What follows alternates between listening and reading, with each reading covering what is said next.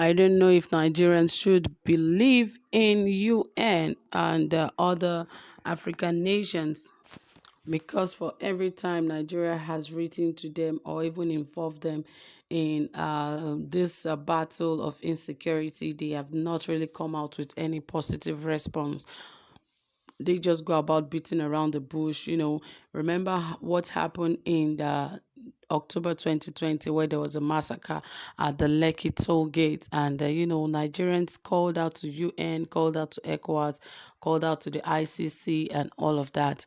And what ended it all?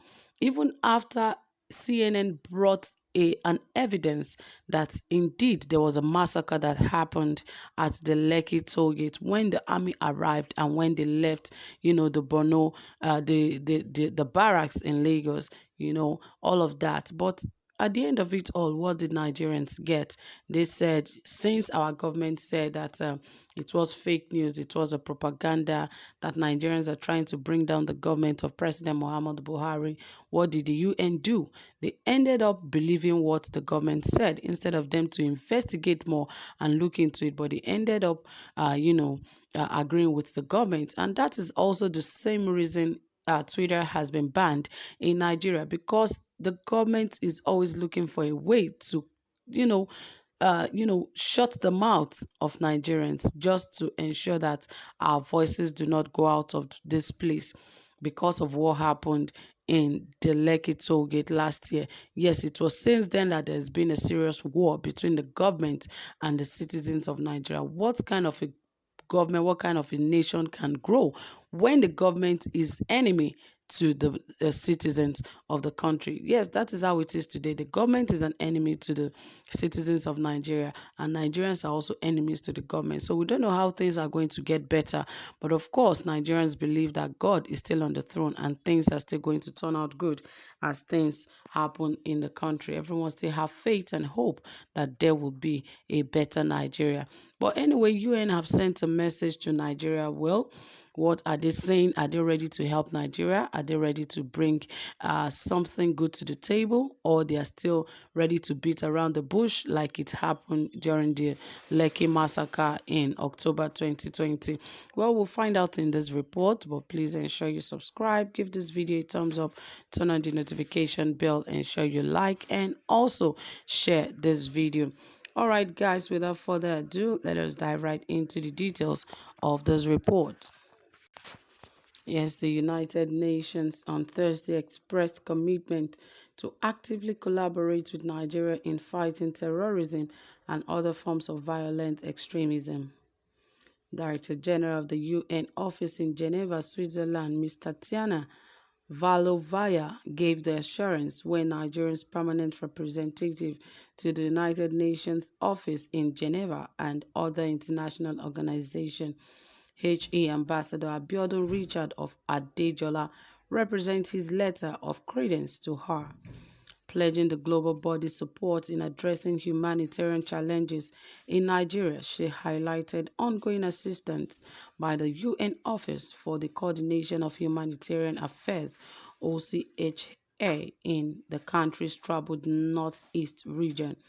This is as she commended Nigerians' involvement in the SDG and other UN-backed social economic development initiatives meant to improve on local economy. On his part, Ambassador Adejola, who was accompanied by some staff of Nigeria's permanent mission in the country, assured of a robust working relations with the global body in line with Nigeria's nation interest, global peace and security.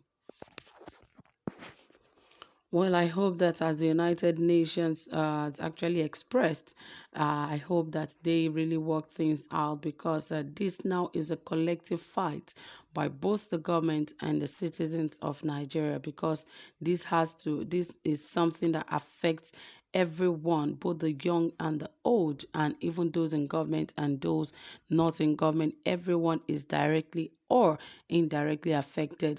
And I hope that the United Nations, just as they have said, they said they would actively collaborate with Nigeria in fighting terrorism and other forms of violent extremism.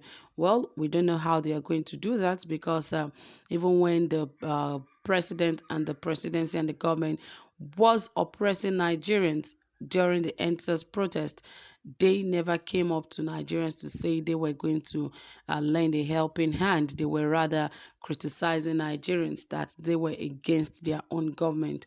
That was because no other, all these African nations and the likes, the UN, because they were not fully involved in that fight against police brutality in Nigeria. That is why the government has the infantry to ban Twitter without even thinking about it twice, or what the advantages are or the disadvantages. They just woke up because the president wrote something that was not even good to Nigerians, yet they decided to ban Twitter. But that is not even the case. Imagine a president of a nation in an interview, he's saying a particular tribe is a dot in the circle, like you believe that the whole of Nigeria now belongs to Northerners, because that is the same reason a thinking president, a president in his right mind would not open up his mouth to say a particular tribe is like a dot in the circle. So they are very small, they can be easily done away with. Yes, he's part of the people causing insecurity in the country today. So when we're even talking about insecurity, the president himself is involved in causing more insecurity in the country. Imagine what is happening in the southeast today. A lot of terrible things going on right there. It is from one state to the other. A lot of people are dying on a daily basis. Why? Because the president is against Biafrans. That is why he said they are a dot in a circle. And he said he will use everything he has to make sure that these people are wiped out. And now you are expecting people to adopt Boko Haram. Now you want to grant Boko Haram amnesty. You are looking for a better way. You guys can negotiate. You want to negotiate with them. But those who are trying hard to become a nation of their own, they became your enemy. And those destroying the country, you want to make your friends. Because now the government is calling out to ISWAP and calling out to Boko Haram for, for them to settle the differences. It is terrible that our government can consent to that level of agreeing to even have a chat with ISWAP or Boko Haram. And yet we have a lot of people who are agitating for a nation of their own. It does not have to be war. It is constitutional for people to go their separate ways. And you should allow them go their separate ways. It is not by force. We don't have to make it something that will become a war for people to go their separate ways. You made those kind of people your enemies, and you make the enemy, you want to make the enemy of Nigeria your friend. You're saying they should come out so that you guys can have a rapport and, come to a compromise. Like it is unheard of. It is demeaning for a government to be thinking of negotiating with such people and granting them amnesty. And those who are trying to protect their region, you see them as enemies, sending troops upon troops of soldiers to go and destroy their lands and destroy their properties. Well, I hope UN and others will be able to solve this problem, because it's becoming deep on a daily basis.